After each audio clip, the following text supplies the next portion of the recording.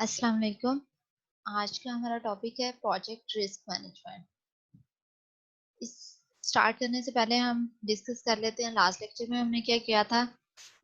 Last lecture में हमने project quality management and communication management पे बात की थी और उसमें मैंने आपसे बताया था कि हमारा क्वालिटी मैनेजमेंट हमारे कोर्स का एक पार्ट है और इसके 4 to 5 लेक्चर्स हम सेपरेटली करेंगे। ये क्वालिटी मैनेजमेंट वाले टॉप जो पार्ट है उसका इंट्रोडक्शन है, जिसमें हमने देखा कि ये जो किसी भी प्रोजेक्ट के सक्सेसफुल होने में ट्रिपल कंस्ट्रेंट हमने पहले पढ़े थे कि हमारे होता है कि स्कोप, कॉस्ट एंड बजट। जो प्रोजेक्ट सक्सेसफुल होने की डेफिनेशन होती है कि एक प्रोजेक्ट जो है वो with in budget, with in time limits and वो स्कोप में जितनी रिक्वायरमेंट्स लिखी हुई हैं वो रिक्वायरमेंट फुलफिल होनी चाहिए, वो रिक्वायरमेंट इम्प्लीमेंटेड होनी चाहिए।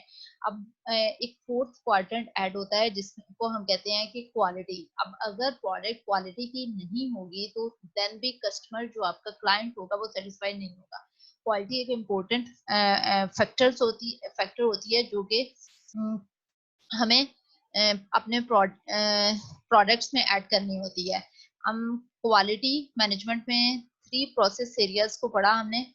मेन प्लानिंग करते हैं क्वालिटी की लिए, परफॉर्मिंग क्वालिटी एश्योरेंस, जो एक्टिविटीज जो हमने प्लान की हैं उनको परफॉर्म करना और देन उनको कंट्रोल करना, जिसमें हमने डिफरेंट देखा कि CMMI लाइक हमने देखा कि डिफरेंट फ्रेमवर्क प्रपोज किए हुए हैं क्वालिटी के लिए, ISO, CMMI। उसमें आप अपने कंपनी के या अपनी ऑर्गेनाइजेशन जो भी आपकी है, आप उसके प्रोसेसेस को इम्प्रूव कर रहे होते हो। अगर उसके प्रोसेसेस को क्वालिटी वाला बना रहे हो, डेफिनेटली अगर आपके प्रोसेसेस क्वालिटी वाले हैं तो उसके थ्रू जो प्रोडक्ट बनेगी तो आप वो भी क्वालिटी प्रोडक्ट होगी। इसके अलावा हमने कम्युनिकेशन मैनेजमेंट पढ़ा जिसमें हमने देखा कि डिफरेंट प्रोसेसेस होते हैं कम्युनिकेशन, प्रोजेक्ट कम्युनिकेशन मैनेजमेंट में स्टेक होल्डर्स को आइडेंटिफाई करना, कौन कौन से स्टेक होल्डर, लाइक आपके कंपटीटर्स जो होते हैं वो भी आपके स्टेक होल्डर्स होते हैं। कंपटीटर मार्केट में प्रोडक्ट लॉन्च करनी है, उन्होंने वो आपसे पहले लॉन्च कर सकते हैं, आपने उनकी रिक्वायरमेंट, उनके कंपटीटर्स भी उनसे कम्युनिकेट करने के लिए उन वो सारी चीजें आपने अपने स्टेक होल्डर्स टोटल आइडेंटिफाई करने होते हैं। देन प्लान करना कम्युनिकेशन की, आपने किस टाइप की कम्युनिकेशन करनी है, कौन सी टाइप की कम्युनिकेशन किस टाइप के स्टेक होल्डर के साथ करनी है। आपने स्टेक होल्डर रजिस्टर बनाना है जिसमें सबके मेंशन करना कौन से किन से फॉर्मल कम्युनिकेशन करनी है, किन से इनफॉर्मल करनी है, फ्रीक्वेंट कम्युनिकेशन के लिए कौन सी टाइप का डाटा रिक्वायर्ड होता है। देन वो इंफॉर्मेशन डिस्ट्रीब्यूट करना, जिसको जिस टाइप की इंफॉर्मेशन चाहिए होगी वो डिस्ट्रीब्यूट करना रिक्वायर्ड टाइम पे, जिस टाइम पे उन्हें चाहिए उसी टाइम पे देना। मैनेजिंग स्टेक होल्डर एक्सपेक्टेशंस को एंड परफॉर्मेंस को रिपोर्ट कर देना, ये सारी चीजें हम लास्ट लेक्चर में देख चुके हैं। आज का हमारा लेक्चर रिस्क मैनेजमेंट पे है। सबसे पहले हम देखते हैं इम्पोर्टेंस इसकी क्या है। रिस्क मैनेजमेंट एक आर्ट भी है, साइंस भी है। हम फ्रिक्वेंटली रिस्क मैनेजमेंट जो है उसको ओवरलुक किया जाता है और अंडर एस्टिमेटेड एस्पेक्ट है ये प्रोजेक्ट्स का। जो प्रोजेक्ट के ऑब्जेक्टिव्स हैं उनको मीट करने में अगर आप रिस्क मैनेजमेंट को इम्पोर्टेंस देते हो, रिस्क मैनेजमेंट के प्रोसेस में इम्प्रूवमेंट लेके आते हो, तो प्रोजेक्ट ऑब्जेक्टिव जो होते हैं वो अचीव किए जा सकते हैं काफी हद तक। लेकिन मोस्ट ऑफ द टाइम ये अंडर एस्टिमेटेड और ओवरलुक फील है। अच्छा, जब कोई क्राइसिस आता है प्रोजेक्ट में, अगर कोई क्राइसिस आता है, कोई प्रॉब्लम आ जाता है, देन उस टाइम पे जो उसे सॉल्व कर रहा होता है, देन उसे मिटिगेट किया जाता है, प्रॉब्लम्स को सॉल्व करके उसको क्राइसिस से बाहर निकाला जाता है और प्रोजेक्ट को टाइम पे लेके आया जाता है। तो उस वक्त जो लोग काम कर रहे होते हैं उनको काफी अप्रिसिएशन भी मिलती है और वो नोटिस में चीज आती है। जब कोई क्राइसिस में चीज आती है और उसको क्राइसिस से निकलती है तो वो चीज नोटिस में आती है। लेकिन अगर क्राइसिस में आने से पहले रिस्क मैनेजमेंट का क्या काम है कि हम पहले से फोरकास्ट कर लेते हैं कि ये वाले रिस्क आएंगे और उससे पहले पहले से ही उसके लिए मैनेजमेंट की स्ट्रेटजी और प्लान कर लेते हैं ताकि वो रिस्क आए ही ना। तो ये चीजें अननोटिस्ड होती हैं अगर रिस्क मैनेजमेंट की जाती है। जब क्राइसिस होता है, जब एक्चुअल में वो सिचुएशन अकर हो जाती है और देन उससे निकला जाता है तो वो चीज नजर आ रही होती है तो उसको अप्रिशिएट भी किया जाता है, उसके लिए कास्ट भी यूज की जाती है। और ये वाला जो रिस्क मैनेजमेंट है ये अननोटिस्ड अपन ये अननोटिस्ड होता है क्योंकि वो चीज नजर नहीं आ रही होती। एक स्टडी कंडक्ट की गई 38 ऑर्गेनाइजेशंस जिसमें इन्वॉल्व थी। उसमें 4 different fields engineering and construction, ये जो ऑर्गेनाइजेशन थी ये 4 डिफरेंट फील्ड से लिंक थी। कुछ इंजीनियरिंग और कंस्ट्रक्शन की ऑर्गेनाइजेशन थी, टेलीकम्युनिकेशन की थी, इंफॉर्मेशन सिस्टम सॉफ्टवेयर डेवलपमेंट की थी, और हाईटेक मैन्युफैक्चरिंग की ऑर्गेनाइजेशन थी। जो 34 ऑर्गेनाइजेशन स्टडी में पार्टिसिपेट कर रही थी वो 4 डिफरेंट फील्ड से बिलोंग करती थी। Maturity level different organisation knowledge areas में देखे गए। जो रिस्क मैनेजमेंट था उसमें इन सारी ऑर्गेनाइजेशन में मेच्योरिटी लेवल लोएस्ट था। मीन ये 38 ऑर्गेनाइजेशन जो कि डिफरेंट डिफरेंट फील्ड से बिलोंग करती थी, कुछ आईटी की थी, कुछ कंस्ट्रक्शन की थी, कुछ टेलीकम्युनिकेशन की थी।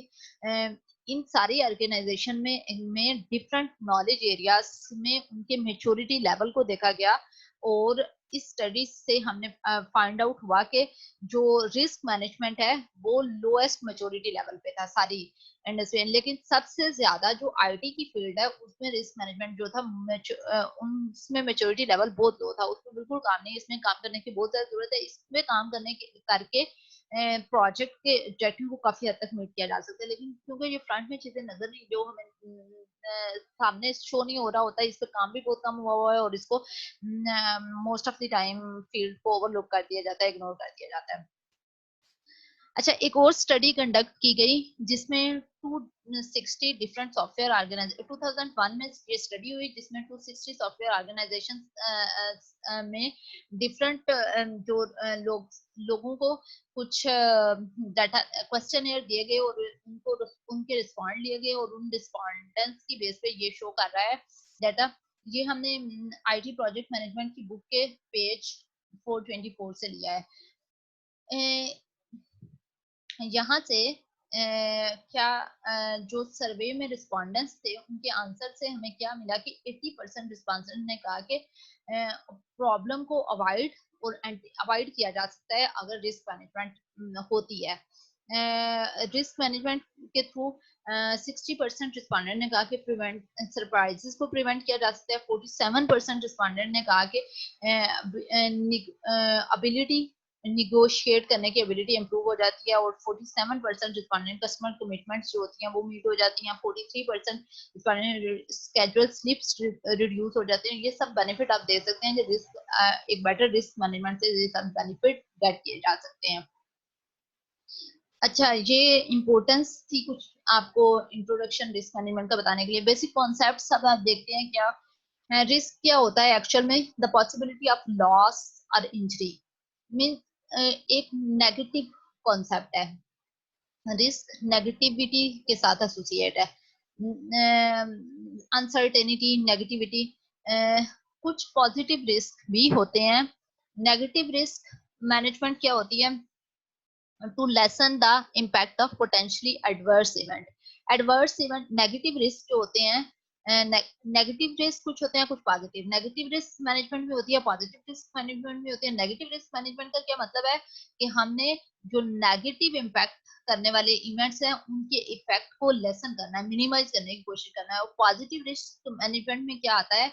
हम उसकी अपॉर्चुनिटी को इम्प्रूव करते हैं, हम बढ़ाते हैं, हम इन्वेस्ट करते हैं कि ताकि वो अगर हूँ जिसकी वजह से हमें कोई उसके आफ्टर इफेक्ट में हमें पॉजिटिविटी मिलती है। जैसे आप किसी चीज में इन्वेस्ट करते हो तो वो भी आप एक रिस्क ले रहे होते हो कि आपने इन्वेस्टमेंट की है, तो उसके इफेक्ट उसके अपॉर्चुनिटी हो सकती है, पॉजिटिव रिस्क होता है जिसके आपको इन्वेस्टमेंट में प्रॉफिट मिल सकता है, तो उसकी अपॉर्चुनिटी को मैक्सिमाइज करने की कोशिश की जाती है। रिस्क मैनेजमेंट इटसेल्फ भी एक इन्वेस्टमेंट है। मतलब आप इन्वेस्ट जब आपका रिस्क एक प्रोजेक्ट में स्टार्ट पे अगर आप रिस्क मैनेजमेंट पे इन्वेस्टमेंट करते हो तो आगे चल के आपको बेनिफिट मिल सकता है। जब आपने पहले से फोरकास्ट कर लिया, आपने एक्सप्लोर किया है ये पॉसिबल रिस्क आ सकते हैं, और आपने फोरकास्ट कर लिया, आपने उनके मिटिगेशन प्लान बना लिए, तो आप बेटर आगे लेके चल सकते हो। लेकिन अगर आपने एक्सप्लोर ही नहीं किया था, रन टाइम पे आपको जाके कोई प्रॉब्लम फेस हुई है, तो आप उसे कहोगे कि देन आपके लिए वो ज्यादा मुश्किल होगा उसको आगे लेके चलना। ये इटसेल्फ एक इन्वेस्टमेंट है। देन रिस्क यूटिलिटी और टॉलरेंस आता है। द अमाउंट ऑफ क्या होता है? द अमाउंट ऑफ सेटिस्फेक्शन और pleasure received from A potential पे ऑफ। जो पे ऑफ से जो अमाउंट ऑफ सेटिस्फेक्शन मिलती है। अच्छा, ये डिफरेंट टाइप की होती है, ये इंडिविजुअल के लिए भी होती है, ऑर्गेनाइजेशन के लेवल पे भी हम इसे कह सकते हैं, इंडिविजुअल लेवल पे भी कह सकते हैं। इसमें डिफरेंट कौन कौन सी टाइप एग्जिस्ट करती है। एक होता है रिस्क एवर्स। इसमें क्या, lower tolerance for the risk means ये वो लोग होते हैं जो कि रिस्क नहीं लेना चाहते, जिनको लेस सेटिस्फेक्शन मिलती है। पे ऑफ आप उस पे पे कर रहे हैं, अगर रिस्क पे पे कर रहे हैं तो उनको लेस सेटिस्फेक्शन मिलती है, रिस्क पे वो नहीं कंज्यूम करना चाहते। रिस्क सीकिंग कुछ लोग होते हैं जो फायर, जैसे जो रिस्क वर्ड्स में आएंगे, जो रिस्क लोग रिस्क लेना ही नहीं चाहते, लेते ही नहीं, रिस्क नहीं कंज्यूम नहीं करने, कोई और रूट ले लेते हैं। रिस्क सीकिंग वो पीपल होते हैं जो कि जंप करते हैं रिस्क, वो कहते हैं रिस्क ले लें, हायर टॉलरेंस फॉर रिस्क, वो ज्यादा पे ऑफ करते हैं और उनका सेटिस्फेक्शन लेवल भी फिर ज्यादा होता है। रिस्क न्यूट्रल, कुछ लोग बैलेंस्ड अप्रोच होती है कि वो बैलेंस लेवल के होते हैं।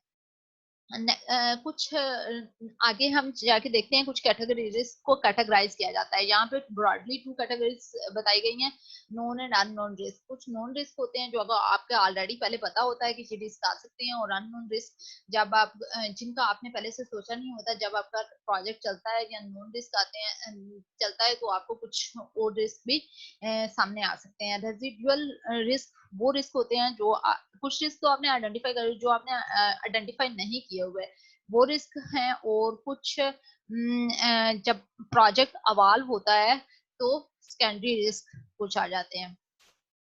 अच्छा, रिस्क टॉलरेंस की हमने बात की थी, हमने कहा कि 3 टाइप्स की होती है रिस्क अवर्स, जिसमें लोअर टॉलरेंस होती है, रिस्क सीकिंग, हायर टॉलरेंस और रिस्क म्यूटेट। इसको हम ऑर्गेनाइजेशन के लेवल पे भी बात कर सकते हैं, इंडिविजुअल के लेवल से बात कर सकते हैं। ये आईटी प्रोजेक्ट मैनेजमेंट की बुक के 427 पेज से ली हुई है।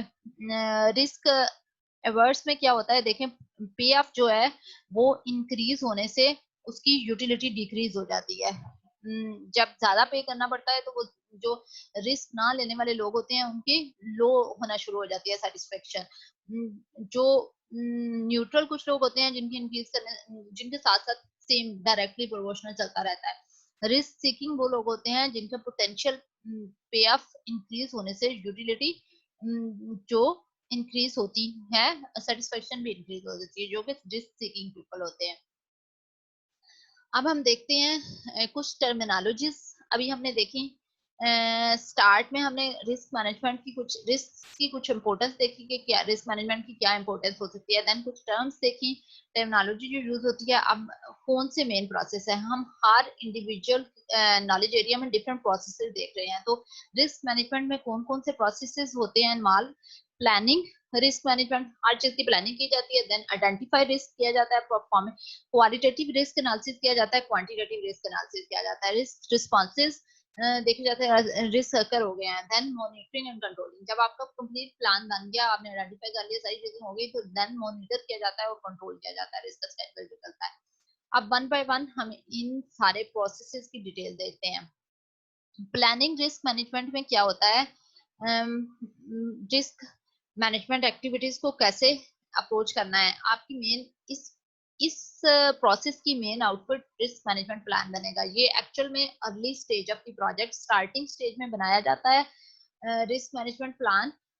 इसमें रिस्क मैनेजमेंट आपकी ऑर्गेनाइजेशन की, या ऑर्गेनाइजेशन लेवल पे भी हो सकती है, प्रोजेक्ट लेवल पे भी, स्पेसिफिक प्रोजेक्ट के लिए डिफरेंट भी हो सकती हैं पॉलिसीज।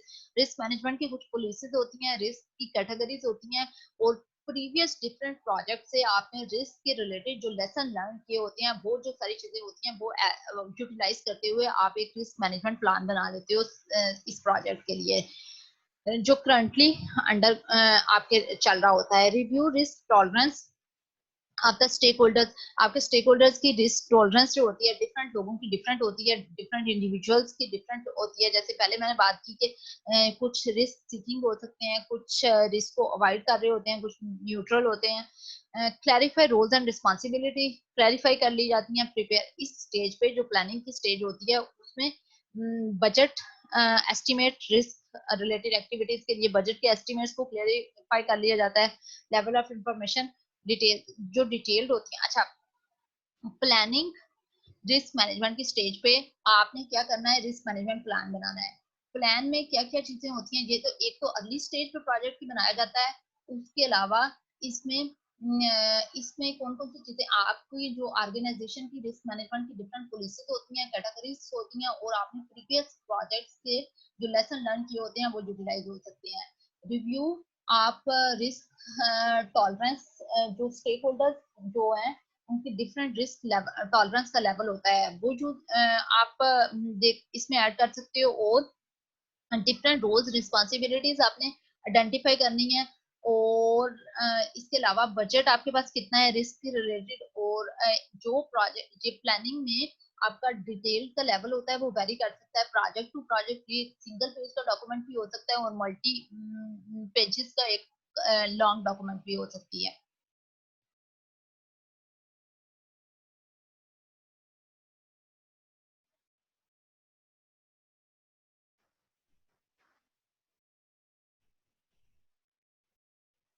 अच्छा, जो रिस्क मैनेजमेंट प्लान होता है उसमें क्या क्या चीजें हो सकती हैं, कौन कौन से मेथडोलॉजी होती है, रोल्स एंड रिस्पॉन्सिबिलिटीज होती हैं, budget, schedule, risk categories, risk probability. अच्छा, मेथडोलॉजी में क्या क्या चीजें होती हैं, कौन किस टाइप के क्वेश्चंस होते हैं, like how will risk management be performed on this project, कैसे की जाएगी, what tools and data sources are available and applicable, कौन से टूल्स कौन से डाटा सोर्सेज अवेलेबल हैं और कौन से एप्लीकेबल हैं, who are the individual responsible for the implementing specific task, कौन रिस्पांसिबल है अगर कोई रिस्क आता है तो उसको मिटिगेट करने के लिए कौन रिस्पांसिबल है, कौन से रोल्स हैं इसमें, ये चीजें।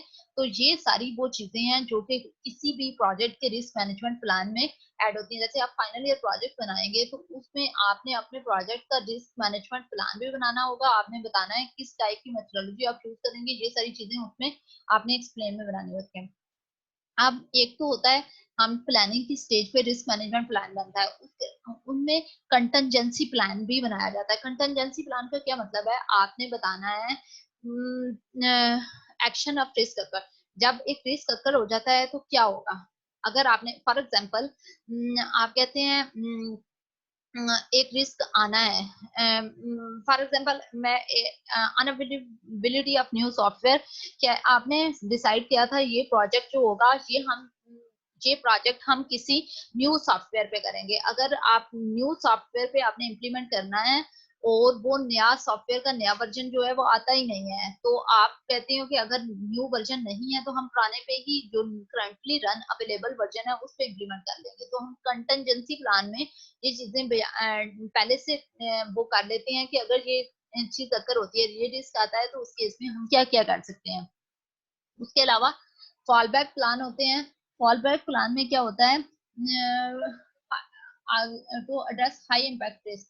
अब कोई हाई इम्पैक्ट जो रिस्क है उनको एड्रेस करने के लिए क्या क्या करेंगे आपने, अगर फॉर एग्जांपल कुछ इशू आपने पहले रिस्क आइडेंटिफाई कर लिया उसको रिस्क को उनको एड्रेस करने के लिए आपने क्या प्लान बनाए हुए हैं, वो कंटेंजेंसी प्लान भी बनाया जाता है और हाई फॉल बैक प्लान बनाया जाता है। कंटेंजेंसी रिजर्व्स, इसमें मोस्टली आपको हो सकता है कि उसके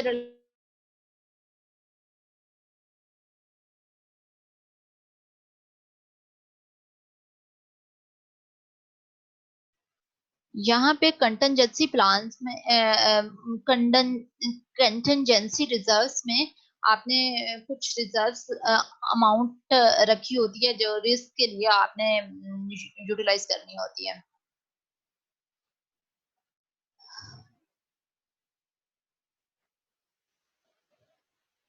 common sources of risk on IT projects, एक सैंडविच ग्रुप की ग्रुप स्टडी है 60 आईटी प्रोफेशनल्स के साथ।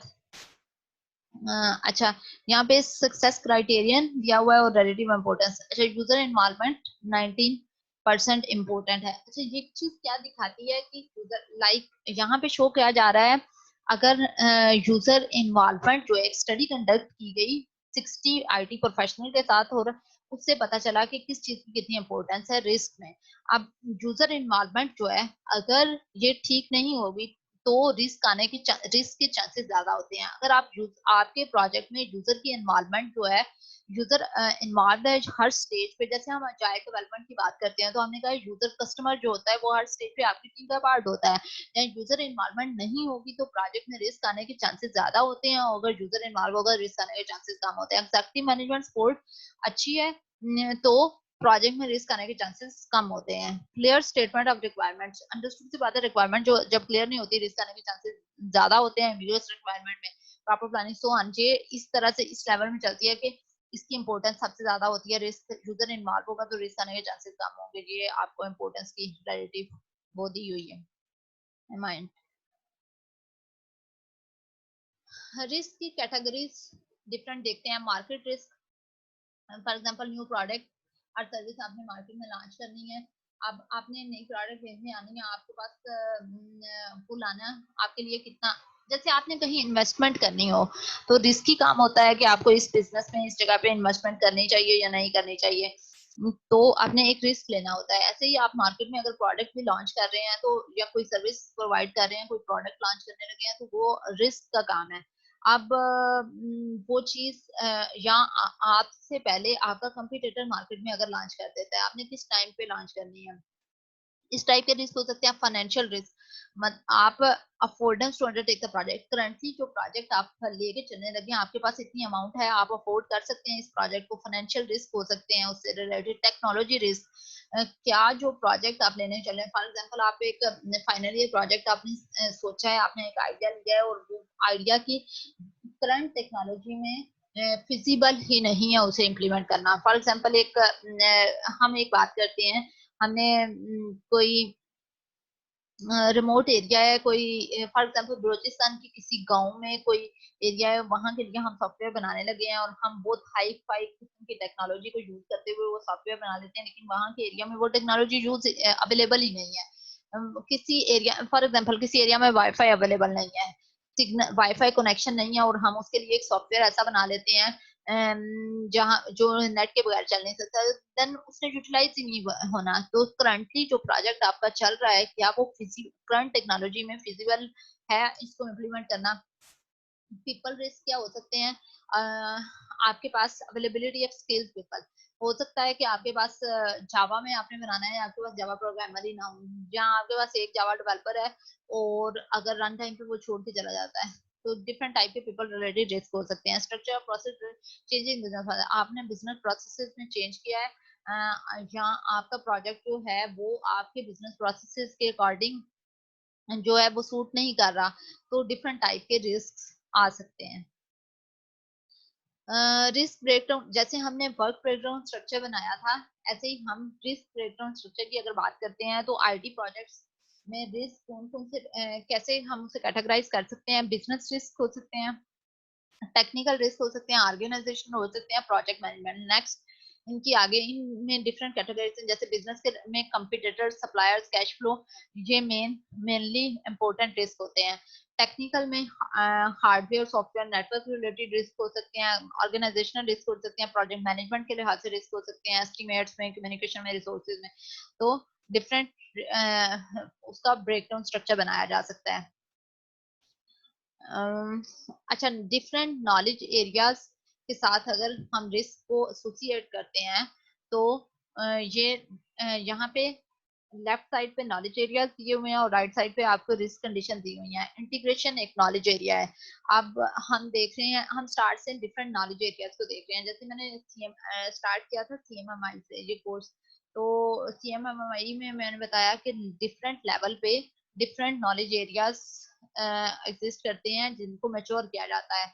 अब इंटीग्रेशन एक नॉलेज एरिया है जिसमें किस टाइप के रिस्क लाई कर सकते हैं। इनएडिक्वेट planning, poor resource allocation, poor integration management, scope में poor definition of scope, obviously आपने स्कोप अच्छे से डिफाइन नहीं किया, unambiguous requirements, इस तरह की बहुत सी चीजें आपने ऐसी वन में देखी होंगी जिसमें रिक्वायरमेंट्स के रिलेटेड, स्कोप के रिलेटेड बहुत से रिस्क हो सकते हैं। टाइम के में बहुत से रिस्क हो सकते हैं। कास्ट में आपने एस्टिमेशन अच्छी नहीं की, आपने इनएडिक्वेट किया, चेंज आई है, चेंज के इम्पैक्ट एनालिसिस आपने अच्छा नहीं किया, आपने चेंज की वजह से जितनी कास्ट भरनी थी वो उसका एनालिसिस बेटर से नहीं किया, बेटर से उसे ऐड नहीं किया, जो आपकी कॉन्फ़िगरेशन चेंज कंट्रोल बोर्ड था उसने से इम्प्लीमेंट नहीं किया, तो बहुत से टाइप के इसके से ऐड हो सकते हैं। रिस्क नेक्स्ट हमारा प्रोसेस आता है आइडेंटिफाइंग रिस्क। हमने प्लान कर लिया, उसके बाद आइडेंटिफाई करना है। Different tools and techniques use किया, ब्रेनस्टॉर्मिंग यूज करते हैं। ब्रेनस्टॉर्मिंग हमें क्या करते हो, डिफरेंट लोग बैठते हैं, बैठ के आपने आइडियाज आप एक्सप्लोर करते हो और आइडियाज को राइट डाउन कर देते हो और देन उसको कैटेगराइज करके इस तरह से आप ब्रेनस्टॉर्मिंग के थ्रू कर सकते हो आइडेंटिफाई क्या क्या चीजें हो सकती हैं। आप अपने प्रोजेक्ट में फोरकास्ट करने की कोशिश करते हो, ब्रेनस्टॉर्म करते हो डिफरेंट लोग। डेल्फी टेक्निक यूज हो सकती है। डेल्फी टेक्निक में क्या किया जाता है कि डिफरेंट क्वेश्चंस वो जो होते हैं वो डिफरेंट एक्सपर्ट्स को दिया जाता है। एक्सपर्ट्स उस पे अपने कमेंट्स करके वो आपको दे देते हैं। ये एक्सपर्ट्स के थ्रू एक प्रॉपर वो होता है। आगे चल के हम इसे देखेंगे टेक्निक में एक्चुअल में कैसे इम्प्लीमेंट होती है। इंटरव्यूइंग की जा सकती है, स्वॉट एनालिसिस किया जा सकता है। इस ये क्या होता है, बेसिकली ये है strength, weakness, opportunity and threats. राशि कौन कौन सी स्ट्रेंथ हैं, कौन सी वीकनेस है प्रोजेक्ट्स की, अपॉर्चुनिटी कौन कौन सी हो सकती हैं। Weakness means negative risk, positive risk, threats, उन अपॉर्चुनिटी के रिलेटेड कौन कौन से थ्रेट्स हैं। चेकलिस्ट बना सकते हैं। एनालिसिस ऑफ अजम्पशन जो आपने की है वो रियलिटी से कितनी रिलेटेड है। जितनी रियलिटी से ज्यादा रिलेटेड होंगी वो उतना बेटर होगा प्रोजेक्ट से लिए। डायग्रामेटिक टेक्निक्स यूज की जा सकती हैं, जैसे काज इफेक्ट एनालिसिस है। किसी काज से क्या इफेक्ट होगा, किसी चीज के अगर होने से उसके आफ्टर इफेक्ट्स क्या होंगे। जब रजिस्टर ये इन सबको आइडेंटिफाई कर लिया जाएगा, किसी भी कोई भी टेक्निक यूज की जा सकती है। डिफरेंट सिनेरियोज में डिफरेंट टेक्निक्स बेटर होती हैं। तो जब कोई आप आइडेंटिफाई रिस्क कर लेते हैं तो उसके बाद रिस्क का एक रजिस्टर बनाया जाता है जिसमें सारे रिस्क को मेंशन कर दिया जाता है। अब जो रजिस्टर होता है उसके क्या कंटेंट्स होते हैं, सबसे पहले आपने रिस्क आइडेंटिफाई कर लिए हैं। उनमें आइडेंटिफिकेशन किसी रिस्क का नंबर होगा, आईडी असाइन करते हैं। यूनिक आईडी होता है ताकि वो बाद में आगे जो डिफरेंट डॉक्यूमेंट, जैसे आपके रिक्वायरमेंट्स का एक यूनिक आईडी होता है, आपके यूज केस डायग्राम में यूज केस का एक यूनिक आईडी होता है। ये यहाँ इसे यूनिक आईडी दिया जाता है तो बाद में उसी से उसको डिफरेंट जगहों पे यूज किया जाए। रैंकिंग की जाती है, हाई प्रायोरिटी, लो प्रायोरिटी जो भी उसकी होती है। इसका टाइटल होता है, डिस्क्रिप्शन होती है, कैटेगरी कौन सी है, उसकी कास्ट कौन सी है, ट्रिगर किस इवेंट के अकर होने की वजह से ये रिस्क आया है, रिस्पॉन्सेज इसके क्या क्या किया जा सकता है रिस्पॉन्ड में।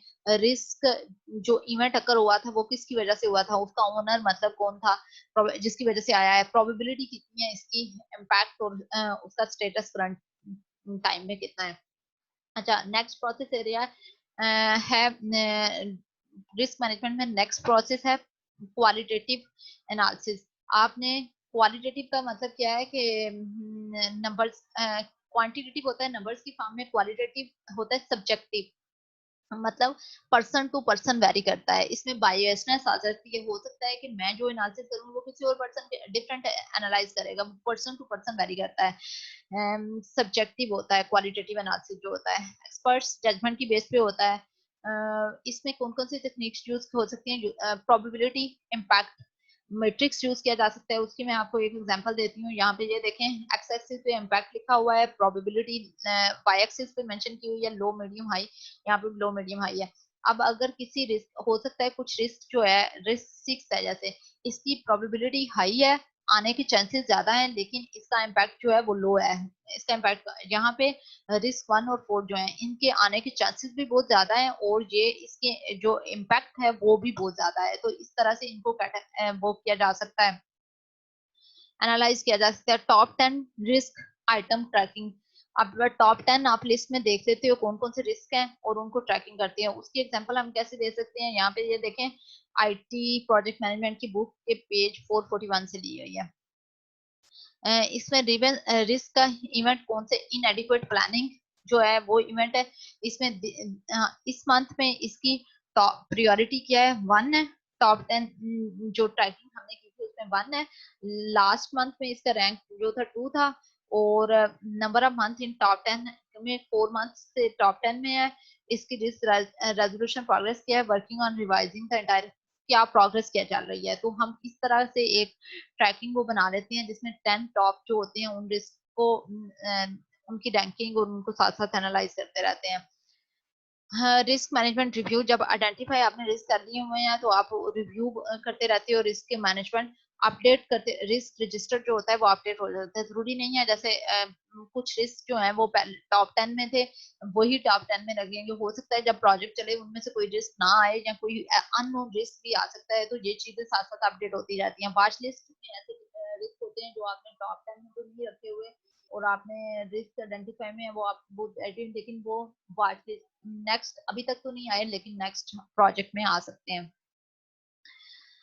अच्छा, ये था क्वालिटेटिव एनालिसिस। जब क्वांटिटेटिव एनालिसिस किया जाता है, क्वांटिटेटिव होता है नंबर की फॉर्म में जो होता है। क्वालिटेटिव एनालिसिस के बाद नॉर्मली क्वांटिटेटिव एनालिसिस किया जाता है। ये जरूरी नहीं है कि उसके बाद ही करना है, आप सेम कर सकते हो, साथ साथ भी कर सकते हो, एट टाइम भी चल सकता है। इसके लिए डिफरेंट टेक्निक्स यूज होती हैं, जिनमें डाटा गैदरिंग की एक टेक्निक है। डिफरेंट डाटा गैदर किया जाता है और उसकी बेस पे किया जाता है, जैसे नंबर की फॉर्म में जैसे स्टैटिस्टिकल एनालिसिस किया जाता है और नंबर की फॉर्म में इसमें रिजल्ट्स आते हैं। डिसीजन ट्री यूज किए जा सकते हैं, डायग्राम्स होती हैं जिनकी, जैसे ईबीएम हमने एक टेक्निक पढ़ी थी, अर्नड वैल्यू मैनेजमेंट। इस तरह एक्सपेक्टेड मॉनिटरी वैल्यू, यहाँ पे ये टेक्निक यूज की जाती है। सिमुलेशन यूज की जा सकती है। सिमुलेशन में हम डाटा के बेस पे बार बार रिजल्ट जनरेट करते हैं और देन सिमुलेशन शो करते हैं। मॉन्टी कार्लो, इसमें एक स्पेशल टाइप की सिमुलेशन होती है, मॉन्टी कार्लो सिमुलेशन। इसमें डिफरेंट फील्ड में इसकी वो यूटिलाइजेशन होती है। हम इसको डिफरेंट फील्ड्स में, जरूरी नहीं है ये जस्ट रिस्क एनालिसिस के लिए बनी हुई है, इसकी बहुत सी एप्लीकेशन होती हैं जो डिफरेंट फील्ड में यूज हो रही होती हैं। ये एक important Monty Carlo simulation important है। आप इसको अगर किसी की इंटरेस्ट हो तो वो इसको सर्च कर सकता है। सेंसिटिविटी एनालिसिस किया जाता है, और इस सब की बेस पे आप रिस्क रजिस्टर को साथ साथ अपडेट करते रहते हो। Planning risk responses. अब नेक्स्ट हमारा रिस्क रिस्पॉन्सेज आया। ऑप्शन हम डिफाइन स्ट्रेटजी डिफाइन की जाती है कि अगर कोई रिस्क आया है तो उसको रिस्पांस कैसे करना है। अब रिस्पांस, पॉजिटिव रिस्क का रिस्पांस होता है, नेगेटिव रिस्क का भी रिस्पांस होता है। नेगेटिव रिस्क जो होता है उसके रिस्पांस में क्या करना है, रिस्क अवॉइडेंस स्ट्रेटजी यूज की जा सकती है। मींस उसके अवॉइडेंस में क्या, उसकी काज जो होती है, जिसकी वजह से रूट काज जो होती है उसको एलिमिनेट कर दिया जाता है। रिस्क एक्सेप्टेंस में उसके कॉन्सिक्वेंस को एक्सेप्ट कर दिया जाता है, सिंपल। रिस्क ट्रांसपेरेंस में क्या है कि आपने शिफ्ट करना है किसी और पार्टी को, लाइक इंश्योरेंस होती है। इंश्योरेंस में क्या होता है कि जैसे आप अगर हेल्थ इंश्योरेंस आपने ली है या आपने अपनी गाड़ी की इंश्योरेंस ली है, तो कोई भी हार्म होता है तो उस केस में जो रिस्क, उसका जो कॉन्सिक्वेंस होते हैं वो ट्रांसफर कर दिए जाते हैं दूसरी पार्टी को, इंश्योरेंस कंपनी को। रिस्क मिटिगेशन, इसमें उसके इम्पैक्ट को रिड्यूस किया जाता है। पॉजिटिव रिस्क जो है उनके लिए क्या स्ट्रेटजीज यूज की जा सकती हैं, उसके रिस्पॉन्सिंग के लिए रिस्क एक्सप्लॉयटेशन की जाती है। पॉजिटिव रिस्क मैंने आपसे पहले भी बात की थी, उसमें श्योर किया जाता है ताकि वो अक्सर हो, उसकी वजह से हमें पॉजिटिव इम्पैक्ट उसके मिलते हैं। हम मेक श्योर करते हैं कि पॉजिटिव रिस्क अगर हो। रिस्क शेयरिंग की जा सकती है, उसकी ओनरशिप को, रिस्क एनहांसमेंट उसको मैक्सिमम, जैसे हम नेगेटिव में उसके आफ्टर इफेक्ट को लेसन कर रहे होते हैं, मिनिमाइज करने में, मिटिगेट करने की कोशिश कर रहे होते हैं, यहाँ पे हम उसके इम्पैक्ट को एनहांस मैक्सिमाइज करने की कोशिश कर सकते हैं। रिस्क एक्सेप्टेंस में ये कोई अच्छी स्ट्रेटजी नहीं है, इसमें कोई एक्स्ट्रा एफर्ट नहीं कर रहे होते। उसके बाद लास्ट हमारा प्रोसेस आता है इसमें, मॉनिटरिंग एंड कंट्रोल रिस्क का। Execution of risk process, first point है जो रिस्क का आपने कंप्लीट सारा रिस्क मैनेजमेंट प्लान बनाया, जो सारे रिस्क आ सकते हैं, रिस्क रिस्पॉन्सेज, जो रिस्क आना है उसके बेस पे क्या रिस्पॉन्सेज है, तो जो सारा प्रोसेस होता है उसको एग्जीक्यूट किया जा सकता है। उसके रिस्क अवेयरनेस होती है, रीडिस्ट्रीब्यूशन ऑफ रिसोर्सेज। अब हो सकता है कुछ रिसोर्सेज पहले से आपने वो क्या हुआ है लेकिन वो रिस्क नहीं आए, रिस्क कुछ और टाइप के आ गए हैं, अब उनके केस में आपने चेंज करना है, आपने रिसोर्सेज को रीडिस्ट्रीब्यूट कर सकते हैं। अनप्लान्ड रिस्पॉन्सेज हो सकते हैं, आपने जो रिस्क आपने रिस्पॉन्सेज ऐड किए थे वो रिस्क आए नहीं, आपने रिस्क कुछ और अब रिस्पॉन्सेज कुछ और ऐड किए जा सकते हैं, तो वर्क अराउंड आप कंटिन्यूसली अपडेट किया जाता है। रिस्क की रीअसेसमेंट की जाती है, ऑडिट्स किए जाते हैं, वेरिएंस एनालिसिस किया जाता है, और ये डिफरेंट टेक्निक्स होती हैं जो कि कंट्रोलिंग और मॉनिटरिंग में की जाती हैं। स्टेटस मीटिंग आपने करनी होती है, रिजर्व एनालिसिस, और हर प्रोसेस में साथ साथ आप रिस्क रजिस्टर को अपडेट करते रहते रहो इस सारे में। तो आज के हमारा टॉपिक क्या था, रिस्क मैनेजमेंट, जिसमें सबसे पहले हमने इंपॉर्टेंस देखी रिस्क की, देन हमने कुछ बेसिक कॉन्सेप्ट्स देखे, देन देखा कि इसमें 5 डिफरेंट प्रोसेसेस हैं। मेन प्लानिंग हमने करनी होती है, जिसमें हम रिस्क मैनेजमेंट प्लान बनाते हैं, कंटिजेंसी और फॉल बैक प्लान बनाते हैं। देन आइडेंटिफाई करते हैं रिस्क। आइडेंटिफाई करने के लिए डिफरेंट टेक्निक्स यूज हो सकती हैं। देन क्वालिटेटिव और क्वांटिटेटिव एनालिसिस परफॉर्म किया जाता है रिस्क पे। देन रिस्क के रिस्पॉन्सेस को प्लान किया जाता है कि आपने पॉजिटिव रिस्क आएंगे तो क्या रिस्पॉन्स करना है, नेगेटिव रिस्क आएंगे तो क्या रिस्पॉन्स, किस टाइप का रिस्पॉन्स होगा। देन होल प्रोसेस एक्चुअल में जब होता है उसको मॉनिटर और कंट्रोल किया जाता है, जैसे जैसे चेंजेस आती हैं उसे कंट्रोल किया जाता है।